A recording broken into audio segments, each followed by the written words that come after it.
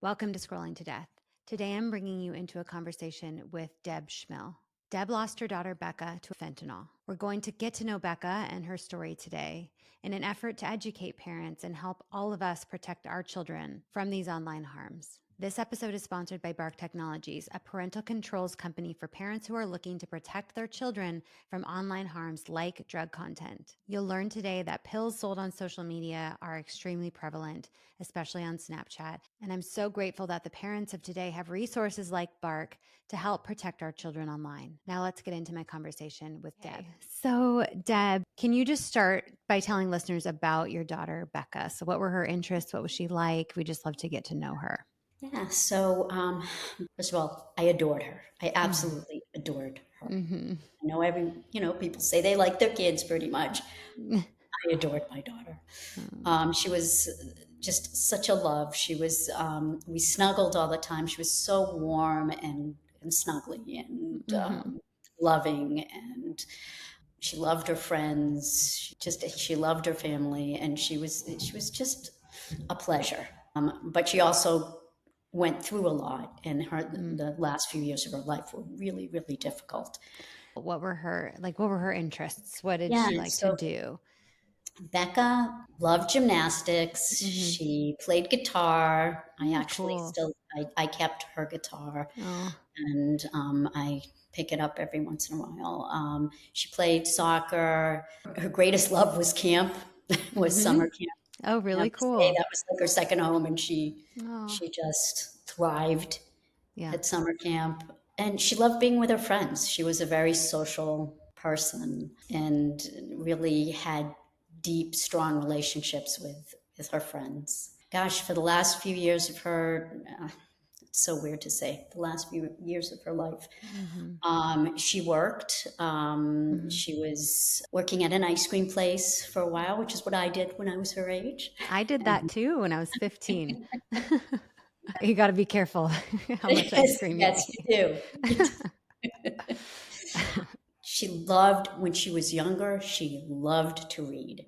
She Mm. was the kid who, she'd go to sleep, turn out the lights, and later we'd see the flashlight underneath the door. We could see her. We knew she was up reading Harry Potter. We're Huge Harry. having, I have forced my children to be Harry Potter fans, and we're going to have next weekend, a birthday party for my son, and it's Harry Potter themed. No, we one of Becca's birthdays was Harry Potter themed as Oh, well, and cool. she had the cape and Yeah. tie, and we had the sorting hat. And, Hmm. Yeah. So yeah, fun. We're going so to do a pool Quidditch match. So we're working out the rules on awesome. how to do it in the pool. That's awesome. Yeah. So Becca, yeah, she loved to read, and Mm. that's one of the things that was such a dramatic change once she got her phone and Mm. computers came into the scene. Both of my daughters, I have an older daughter, 2 years older, Samantha, Hmm. and they were both big readers. And Hmm. as soon as they had computers, which they had to have for school, or they had phones, they stopped reading. It was one of the saddest things. Well, I shouldn't say one of the saddest things. There were Hmm. so many worse things that ended up happening, Hmm. but but we were heartbroken that something they loved to do so much Yeah. was sort of their brains changed. Yeah. Oh, yeah. It becomes too slow, too Yeah. boring. Oh, yeah. Books are boring Um, compared to your phone. yeah.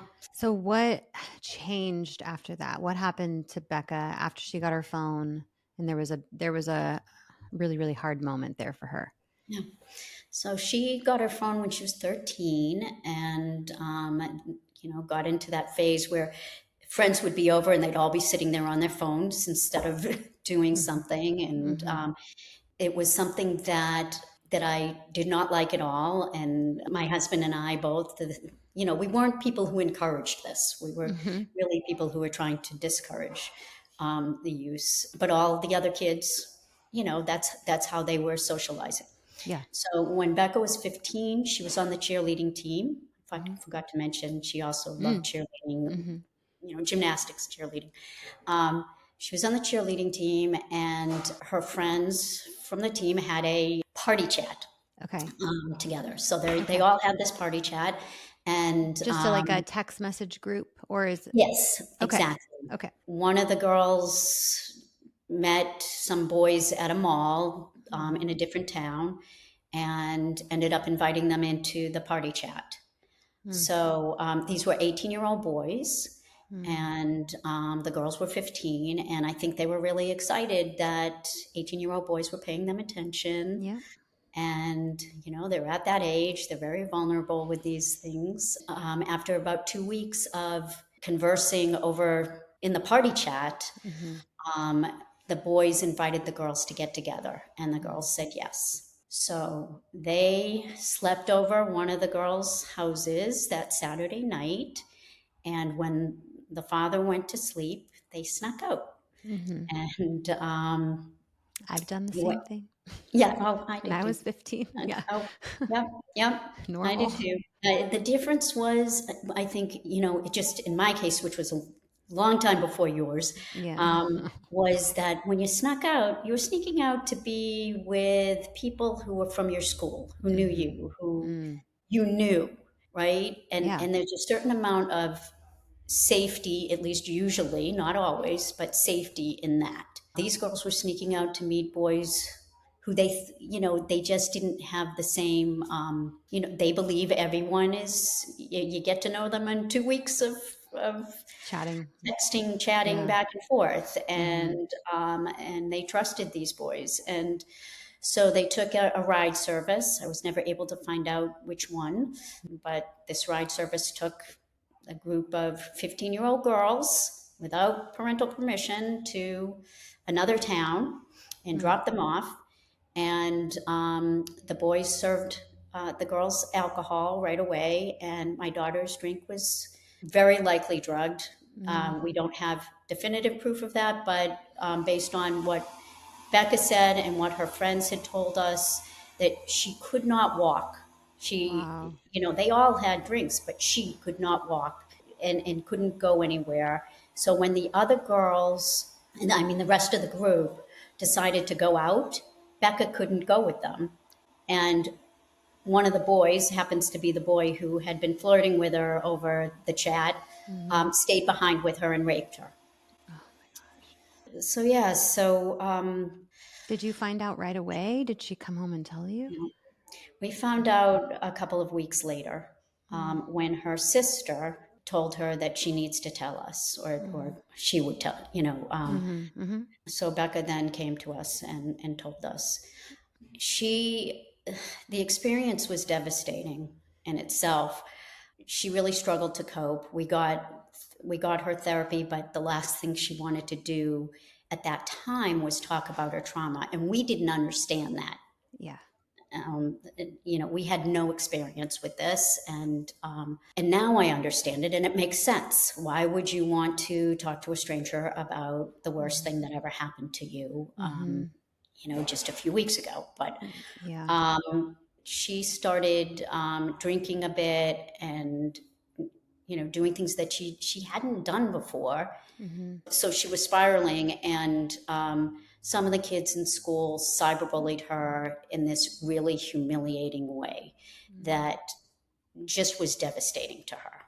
And after that, she spiraling even more. And I mean, it was like two traumas within the span of 2 months at the age of 15. And eventually, she turned to drugs, because she could go on her phone and easily find a drug dealer, and she could get relief.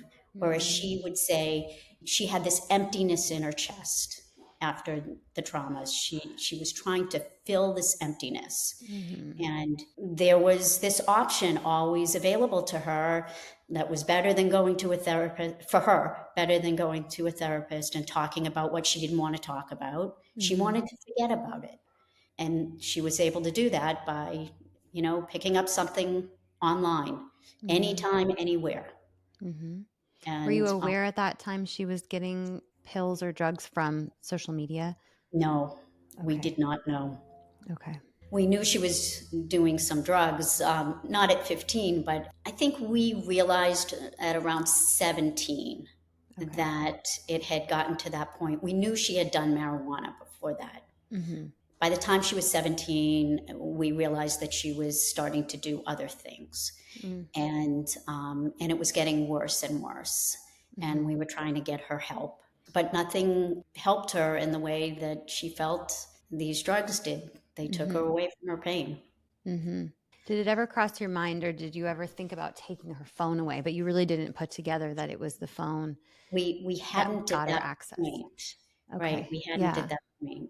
Yeah. And then when she did die, I look back at it and say, what if we had done that? Mm-hmm. When she did finally, she picked up some drugs that were laced with fentanyl. We don't Mm-hmm. believe she was intending to get fentanyl. Right.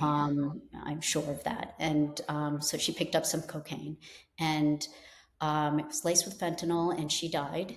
And that's when we discovered that she was often using her phone.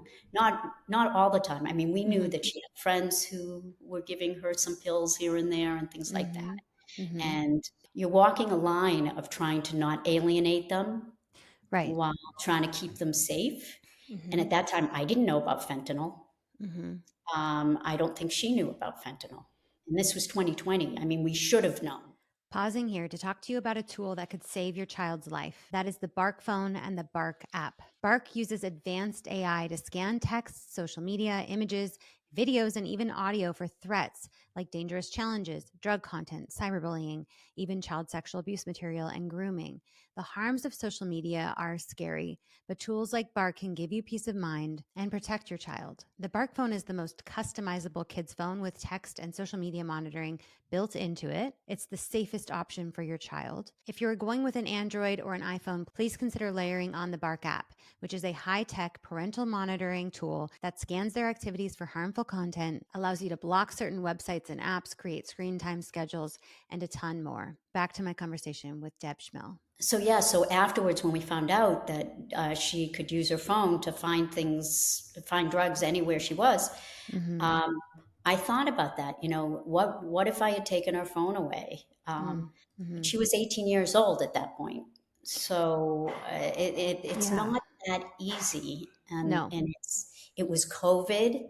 Their devices were their connection to the world at that Mm-hmm. point. Mm-hmm. So none of these are easy.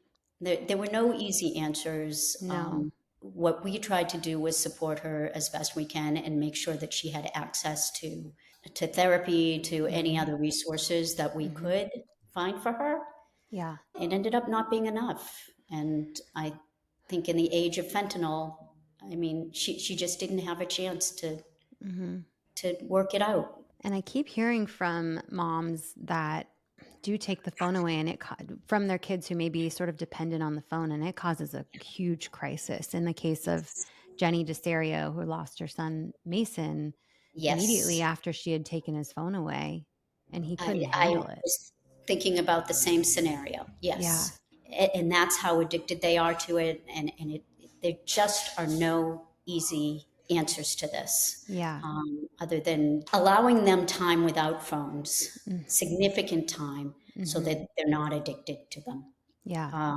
And changing the way social media works, Mm-hmm. having protections in there so that there aren't addictive algorithms and features that Mm-hmm. are keeping our kids glued to their phones and their other devices. Mm-hmm. Needs to change. And Snapchat, for example, says they have a zero tolerance policy for drugs on their platform. Why are so many kids getting access to drugs completely visibly on Right. Snapchat? They are lying. I mean, that may be their policy, but yes, clearly Snapchat is where most kids are getting it because messages disappear. It's the perfect place to do transactions, or at least start the transactions. I know for sure that they're not doing anything about it because my family started a foundation in Becca's memory, and one of the things that we do is we fund research. Mm, We hired some researchers hmm to investigate what happens when you find these accounts online and report them, and do they get taken down? Okay. So the researchers created fake accounts, looked up and tried to find. I mean, they easily found drug dealers on Instagram and Snapchat. Mm-hmm. Then they reported these accounts, and more than 90% of the time, they either got no response at all to the reports that drug dealers were openly selling drugs on their platforms, Mm-hmm. or they got a message back that said this doesn't go against our community guidelines, Okay. which, as you're saying, they say it does. I mean, Yeah. yeah. They say So they're being proactive in yeah, removing drug content, but they're not even being reactive in no, 90% of cases in your example they're not when you're responding. reporting it. Yeah. And that's something that would change with KOSA, because they Yeah. would be required by law to respond appropriately to reports. Mm-hmm. So Becca, when she passed away, she was using cocaine at the time, laced with fentanyl. You said Yeah. so that was loose cocaine, like powder. Yeah. Okay, because in every case that I've heard so far, every mom or dad I've talked to, it was a pill that the kid was told was an oxy or Percocet that was actually made with fentanyl. So this was powder cocaine that was mostly fentanyl. Was there any cocaine in it? Did you have any information I given don't, to you? I actually don't know Okay. those specifics. Mm, There's sort of two groups here, and I think usually when you hear about young people dying from this, teens, hmm. younger, Yeah. it's usually a situation where they weren't trying to get some kind of uh, hard drug. They didn't necessarily have a drug problem, Hmm. and they just figured they were getting a Xanax or something that they thought was perfectly safe. Yeah. In the case of Becca, she had a drug problem, Hmm. and there's that whole faction that's usually older Hmm. folks, from what I've seen, who have a drug problem and pick up something a little stronger and don't Hmm. realize. Yeah. So Yeah. nowadays heroin is totally it is you can't really get heroin. At least that's my understanding. If Mm. you're picking up heroin, you're getting fentanyl, Hmm. and if you're picking up cocaine, you don't know what you're getting. Yeah. And unless you use fentanyl strips to try to figure Test it. out if there's fentanyl in there. Hmm. But I would just say, in case anyone's watching this, fentanyl strips aren't 100% either, because you can test one section of the cocaine and it may be that it's not in there, but it's, enough is in another section of the cocaine to Right. kill you. So Right. Oh, Deb. Okay. What have you learned through this process that you think is most important for parents to know? I think keeping the line of communications open with your children is the most important thing. I guess the biggest thing I've learned is there are a lot of things out there you can't protect your children from, right? Mm-hmm. Things happen. They Hmm. happen to everybody. I mean, it's life, but right now there are certain things that are particularly dangerous. And most of us think those things are outside. Mm-hmm. But really, you need to be aware of what's going on inside the house with their devices, Hmm. because that's where they're getting exposed to, drugs, being able to pick up drugs. Hmm. They can order drugs and have them delivered to their door. Hmm. Um, Every parent should know that. yes, Yeah. yes, absolutely. And with a few clicks, they can do that. Hmm. That's really important, and keeping the lines of communication open, having discussions with your children about these harms that they're exposed to online. I mean, Hmm. extortion is so big right now. Yeah. Kids need to be aware that there are predators out there online who are going to try to trick them, Hmm. and it's devastating. There are just so many things online that we should be talking to our kids about. And I think it has to go past like, how are you feeling about using Snapchat? Like, how does Snapchat, it can't be that light. It has to be, have you ever been contacted by a plug on Snapchat? Or has anyone ever asked you for a nude image? Like, we Right. have to educate ourselves enough to know that Right. millions of these kids are getting contacted by predators and drug dealers on social media. We need to just assume that they're going to be contacted by one of these predators, and how are they going to handle it? I mean, They need to be able to trust their parents and know that they can go to them. And one of the reasons they often don't go to their parents mm-hmm, in these cases is because they are afraid their phones will be taken away. mm-hmm, right. So trying to have that kind of relationship where they know they can come to you and you'll work with them to figure it out and not immediately take their phone away. Or I Mm-hmm, mean, it's just unfortunate that that's the reality of the situation. They mm-hmm, need to know they can come to you and trust that mm-hmm. you'll work with them. Yeah. Yeah. So those open conversations, the trusting, knowing that they can come to you and you won't take their phone away or punish them if they've gotten themselves into a bad situation, because kids can Right. make mistakes these days, and it's pretty heavy what they can get into now through their Right. phones. I Exactly. really like your point too about making sure we're protecting them in the digital world, not just in the physical world. I think a lot of parents, they give kids devices to protect them in the physical world, but really through those devices, we're giving them access to the whole world and the whole world access to them.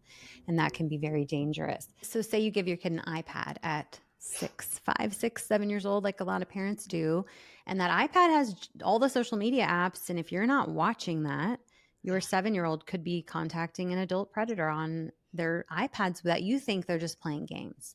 Yeah. So there's also that. We're giving kids devices very young that can access all Yes. these things. You forget that kids who you think are just going to play an educational game can actually get over to YouTube. And then some person could comment on something, be like, come over to my WhatsApp group. And then they jump over here. And then now they're in a predator's group chat or something. Right. So Right. And it's, that was my kids are old and well, my kids were didn't get their phones till they were like 13, so it mm-hmm, wasn't mm-hmm. really something Yeah, you thought that about. I thought about. Well, and at schools, they're giving even kindergartners iPads. And what do you feel about that? Because I Couldn't hate it. tell by my reaction. Yeah. It is beyond me for so many reasons. For so many Yeah. reasons, it's not just the dangers that are out there. It's their brains. It's brain development. Why do we want to mess with that? I don't know. Um, it seems just so wrong to me. Mm-hmm, And kids need to be able to look into each other's eyes. They need mm-hmm, to be communicating. mm-hmm, There's so much research on this. mm-hmm, To put them on iPads in kindergarten, I don't understand it. mm-hmm. And honestly, if I were in charge of the world, kids would Yes. not have phones in schools, Yes. Yeah. and they probably wouldn't have computers till high school. Mm-hmm. My feeling, Yeah. just because they need to learn to think. Mm-hmm. One of the things that I think about a lot and thought about back before everything happened with Becca is how kids need to learn to be bored. Mm-hmm. They need to learn those coping skills. So, oh, I Mm-hmm. have nothing to do. What do I do with myself? Yeah. And that's how you expand your imagination. That's how you take the time to figure out problems. If Mm-hmm. everything is just about flashing things on a screen, Mm-hmm. you don't learn those skills. Right. And that's huge. That's Yeah. a real problem for the next generation. Yeah. Think about how that plays out into Yeah, adulthood. If you yeah, can't focus and they lose their attention spans. yeah, I interviewed a pediatrician recently and a researcher, Dr. John Hutton. That interview is available, but he said boredom is the fertilizer for creativity. And I loved absolutely. that quote. That is, And yeah, I love that too. yeah, That says it all. We're not letting our kids be bored anymore, yeah. and that's a problem. It's a big problem when their brains are developing. I mean, let alone adults, that we can't sit in an uncomfortable moment or be bored either. But with their developing brains, like those are building blocks upon each other. And once they miss that phase, it's done. Like they can't get Right. that back. So it's just so vital Yeah. that when they're little, we let them explore the world and all the dimensions of it, and not just like the eyes on the screen, the audio visual only. You're ignoring all those other senses. And Absolutely. so, yeah, I don't know. I encourage this. We got off on a tangent, but I encourage parents to ask their schools if their little ones really need to be using the iPad in class and get together with other parents, because we're having to look at other schools because our school is not open to my what will be 4-year-old going into TK. I don't want her to have an iPad, and they are not open to that. So I'm with you. I know. Yeah, I would absolutely agree and say also to all parents, yeah, if this is something we should all be getting behind. Yeah. It is so, so important. And we need parents to be on board, because the reason the schools are not on board, is too many parents are saying to them they want their kids to know how to use these things, or they want to be able to reach their kids at school, Mm-hmm. in case there's a shooting. Yeah. Well, we know from research and from the experts that the last thing you want your kids to have in a shooting is a phone.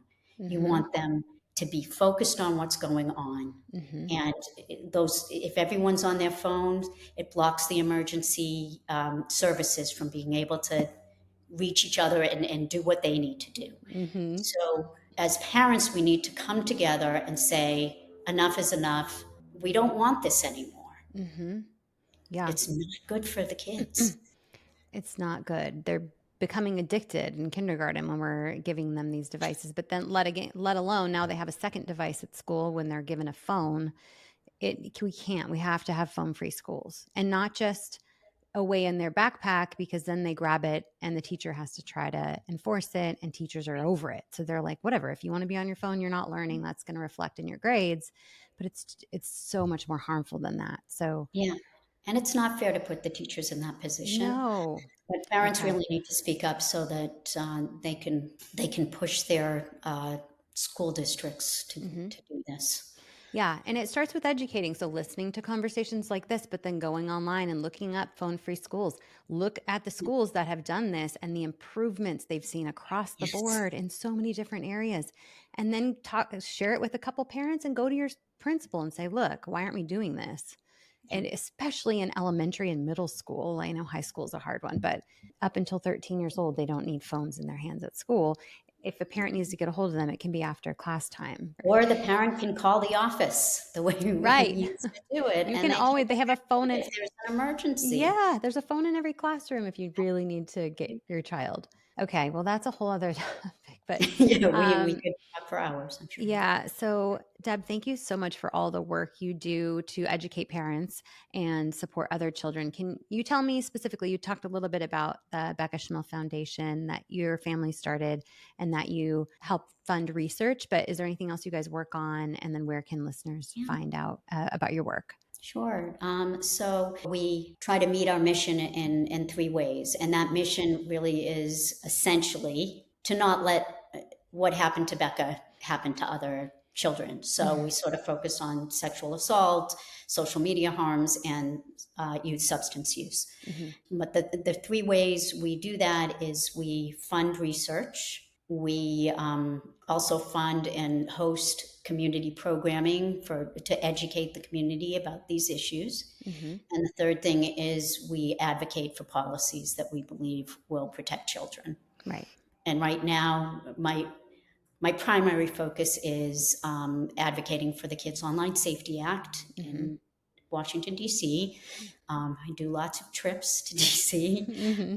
And we need more parents to join in that fight. They need to hear from you, from parents. Yep. Senators and representatives need to hear from their constituents that this matters to them. Mm-hmm. And we have a good bill out there that'll protect so many children.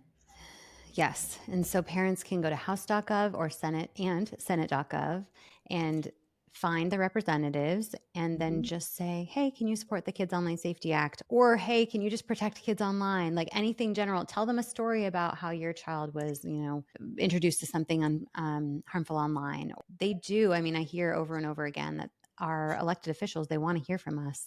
And they need to hear from us in order to represent us, right? They need to know how we feel about these things. So I I've been highly, told they take account of yeah, like how many emails, how many calls they get yep, like every day on a topic. yeah, So yeah. it does matter. If you have the time, contact them every day until we can get KOSA passed, because it's been sitting too long, and it will help protect our kids. And so listeners can go to, is it BeccaSchmillFDN.org, right? Yes. Okay, and that's Yes. BECCA. BECCA. I'll put the Oh, link in the episode notes. Deb, thank you so much for having this conversation with me, for educating parents, for everything you do. I know it's so hard to relive this story over and over. You do it to protect other children, and you are. And so thank you so much for everything you do, Deb. thank you for everything you do too, and to spread the word. Really appreciate it. Thank you. And thank you for having me. Of course.